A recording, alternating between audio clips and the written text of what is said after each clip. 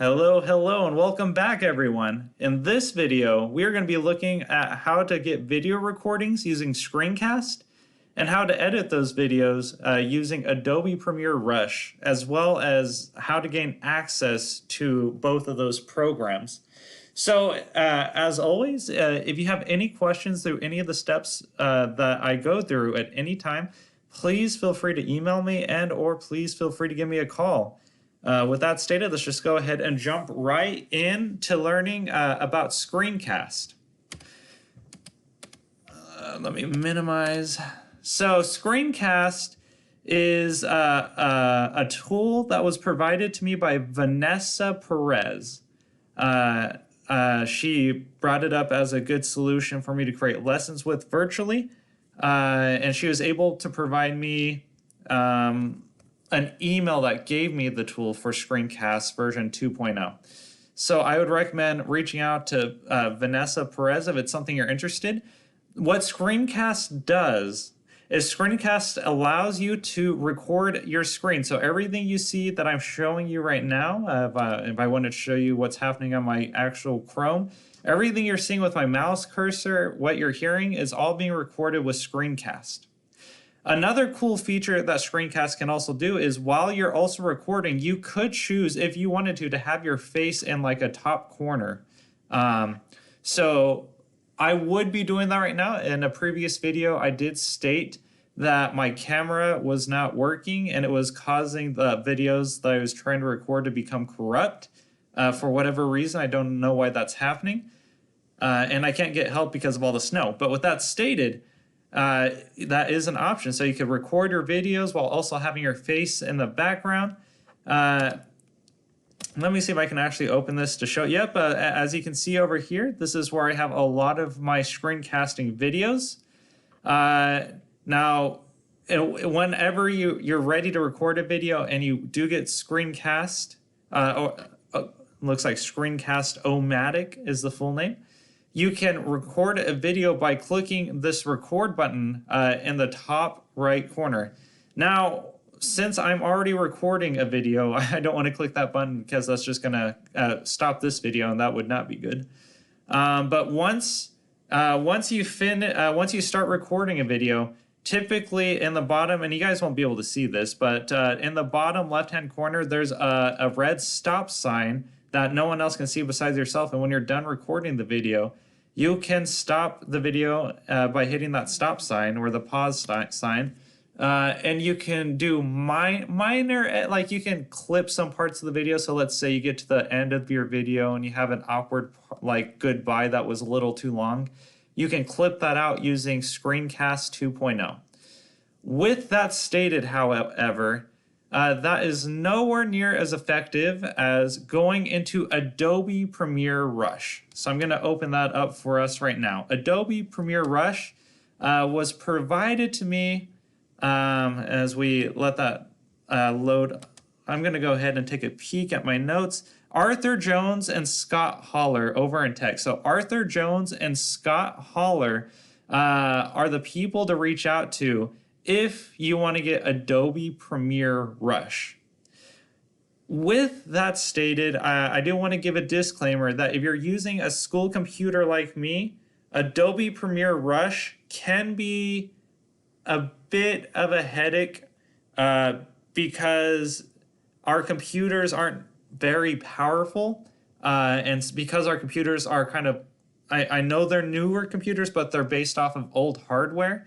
It can make the whole process kind of laggy. And so if you have a long video, just go in knowing that your computer might crash once in a while. It might be a little your computer might lag and it might cause a headache. So I just want to let you know that before you jump on in. So if you want to use Adobe Premiere, and the reason I would recommend using it even with the headaches, is because you can do really cool things with it. You can go ahead and open a new project by clicking this Create a New Project. And inside the new projects, it's going to ask you to show which videos you want to edit. And so I will go ahead and go into my documents. You get a whole lot of options over there, and I will go into, I have a video folder in my 2021 videos, counselor trainings, and let's create a video for creating a Google slideshow. So what it'll do is it will upload the media, and it might take a few seconds for my computer to upload it. And right here, you can go ahead, and the explanation I am going to give as per the other videos is just a very basic, very bare bone video. But because I want to respect your guys' time and I don't think you guys would go into more details, for the bare basics, once you have your video, as you can see, this video that I have right here I made this video using the Screencast-O-Matic. I saved the Screencast-O-Matic video and I put it here in Adobe Premiere Rush. So to see what's happening in the video. Hello everyone. Well, and that's just my whole video on how to create your Google Slide Classroom. If I wanted to spice things up a little more by putting it into Adobe Premiere Rush, what I can do is, okay, yeah, cool, I have this video here that everyone can see, but I want them to hear more than just my voice. I want to add some music. I'll go ahead and go to this plus and I will add more. And the music isn't here in the counseling training folder, so I'll have to go back to my documents.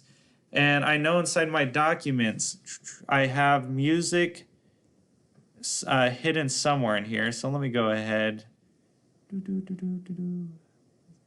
Social. Oh wait, it's not in my documents. Let me look at my media browser, because I know I have some in my music. There you are. So let's say I wanted to add, I don't know, this happy song. I want to just add Pharrell Williams happy song. So whenever you guys would listen to me, you guys would also hear a song in the background. This video, and in this video, I'm going to go ahead and focus that you can set up with your own pictures and to have students in. But as you can hear that song is just a little too powerful when compared to my voice. And if you guys can't hear me because the song's too powerful, well, that's not really good for anyone that's watching the video. So if you want to turn down the volume of the music, what you'll do is you'll click on the song you want to turn down. Doop. And you'll hit Auto Duck. Auto Duck, what Auto Duck does, and all you have to do is click that button. What Auto Duck does is it will turn down the music whenever it hears a voice registered. So let's go ahead. Let's try to listen to this video with Auto Duck on right now. To get this started. All right, so that still sounds a little too loud, and the reason I'm going to guess that's the case is, once again, my computer's a little slow, so that Auto Duck is lagging a little. All right, so the Auto Duck finally kicked in. So like I said, there's a little lag to it because I'm using a school computer, but it does get the job done. So now if you listen to it, you can hear me talking while the song is now lowered. More, in my opinion, because less means it's easier to decorate. You see? And so you could just keep on adding that song. Let's say, because the song isn't as long as my video. This video goes on for about 20 minutes. Oh my goodness, I'm sorry, guys. Oof. Maybe I should go redo that. Probably not, because it takes a long time to make these videos. So if you want to just keep saying add the same song, look, I could just, once again, I could just add it again here. And every time you add that song, you want to make sure that you auto duck. And so here we have auto duck. If I'm not mistaken, you can even replicate this song. Well, I can't find it right now, and I don't want to waste your guys' time, but there is an option to replicate the song if you don't want to. Oh yeah, right over here. So duplicate. So if you duplicate and the song is already on auto duck, the song will automatically duplicate, and you'll just have to slide it on over with auto duck on. I know that sounds confusing, but auto duck is just making the music not so you can hear the person's talking. And so you could just keep copying and pasting, or let's say you want to add multiple songs, then you could just upload multiple songs to your music section and just put on different songs, and you could just go through the entire video. It's, once again, completely up to you, completely up for creativity. And let's say there's a part of the video to where you're like, oh goodness, I really don't like that video, that section of the video. What you'll do to it's like, I don't think you guys need to learn about this chair. I want to get rid of this chair section altogether. So I clicked on the actual video, and you can see the video is now highlighted with orange. It's very important whenever you're working on something to make sure that the box is orange. Yeah, you see how the video is no longer orange? That means you're working on the song. Now that the video is orange, that means you are no longer working on the music. It's important to make sure you click on what you want to edit, because if I were to click,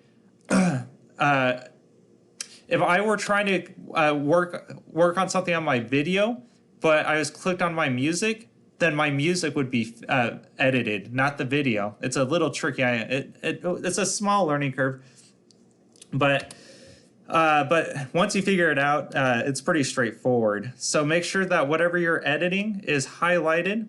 And so I want to get rid of this chair section because I don't think you guys actually care about learning about chairs. So I have my video highlighted. I'm going to hit that scissors. What I just did with that scissors is I cut the video. Now, as you can see, the video doesn't jump or anything. It's just I cut it. That won't have the white background. So let me go ahead and look. And as you saw right there, the video didn't skip. The video didn't do anything. What I'm telling that right now, what I just did by cutting that with scissors is I created a gap stating that I want to differentiate these sections, even though there's nothing different about them. Now, like I told you, I want to get rid of the chair. So, gosh, all right, where's that chair? And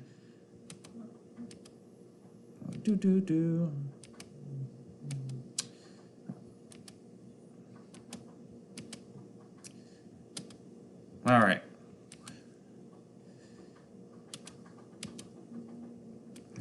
This lag isn't helping. All right, so the chair looks like it ends right here. So I don't want you guys to learn about the chair anymore. I'll just click the scissors right there again. And as you see now, I have this small video right here, and I'm gonna choose the small, you see, so now there's 3 different sections. Whenever I click on them, that part will be highlighted. Whatever is highlighted is the video I'm working on. Well, let's say I don't want you guys to learn about the chair, so I cut that out, and now I deleted that video. And now what's going to happen is I won't have the white background. So let me go ahead and look. Picture frame. All right, you see how I did that? Technology at its finest. So we skipped the chair section and went straight into the picture frame section because I didn't think you guys needed to learn about that picture frame. But you might be wondering, that was such a cut that I couldn't even tell you were doing something else. How can I put a transition? And to that I say, great question. If you want to add a transition to signal that that you're moving on from a topic, what you would do is you click on this transitions button, and the one that I typically go for is cross dissolve, but you can use black or white. And then you'll put it in between. So you'll drag it down in between the video, the 2 splits, the parts that we have cut in half. And you can't see it because it's so small right now. So what you need to do is you'll take this button and you'll zoom in. So by moving this, it'll zoom you in and out of the video. And here's that transition. Well, I want to make that transition bigger so there's more of a difference. So what I do is I'll click on the edge of this transition and I will pull it out, and that's going to make the transition more noticeable. And you can just keep on doing that for as far as you like. So this is what it will look like now when the video is playing. So we'll start at this chair and look at the transition. Go ahead and look. Picture frame. And of course, if you make the transition, if you pull it out longer, and once again, we're going to have some lag because the computer is struggling to record while also video editing at the same time. I'm asking a lot, but you got this computer. And so that's how you do the transition. So right now, I think I'm just going to leave it there. That should be That should kind of give you the basics on how to add the videos you want. And you can add multiple videos. Let's say you have a lot of short videos you created. You can put in 1, 2, 3 videos all in here at the same time. And then you can snip them together. You can have transitions so they work good together. You can add in your music. You can have different songs. And realistically, this is just the baby cut dry version, the 101 version of how to use this program, because this program goes so deep that, first of all, I don't think our computers are capable of handling it. But second of all, not even I know how to properly use it correct. But I will give you an example of a video that I've created. And if you have any questions at any time on how to do something that's more advanced, if you want to get into a more advanced video, you can reach out to me via my email or phone numbers. So I'm going to go ahead. I'm not going to save this because I don't think that video will be of any use. And I'm going to go ahead and show you guys a video that I've created. So I've already uploaded this video to YouTube for my kiddos to see. I did create another video on how to upload YouTube videos. So if you don't know, if you create a video but you don't know how to upload it to your YouTube account for students to watch, I do suggest to go watch that video at your leisure anytime. So I am going to go to your videos because it's a video I created. And I'm going to give you just a small snippet bit of what you can do if you really do. So this video is 13 minutes long. I will not lie. This video says 13 minutes long, but it definitely took me at least 4 hours to put together. So once again, if you want to invest some time, you can really create some cool stuff. So here is just a sneak peek of what you could create if you really wanted to invest your time on using Adobe Premiere Rush. So I want to watch this video.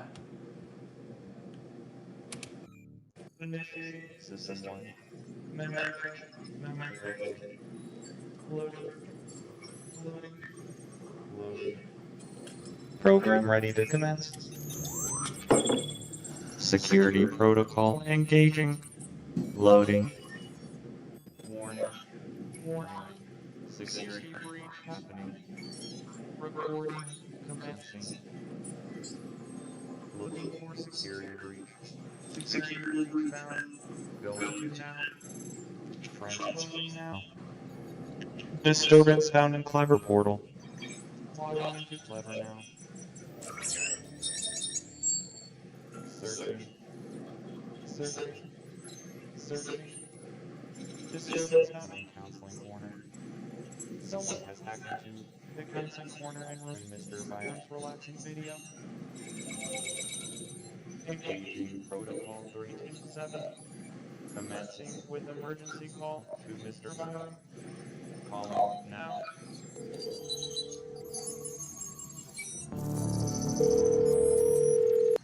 Hello, Mr. Byron, School Counselor John Adams speaking. Mr. Byron, this is... All right, that should give you guys a good enough taste. I'm telling you, these videos, they can take a while, but if you successfully create them and push them out, these tend to be the students' favorites videos. In YouTube, and I've taught you this in the YouTube video, there's a way to see how many kids watch the videos and how long they watch the videos.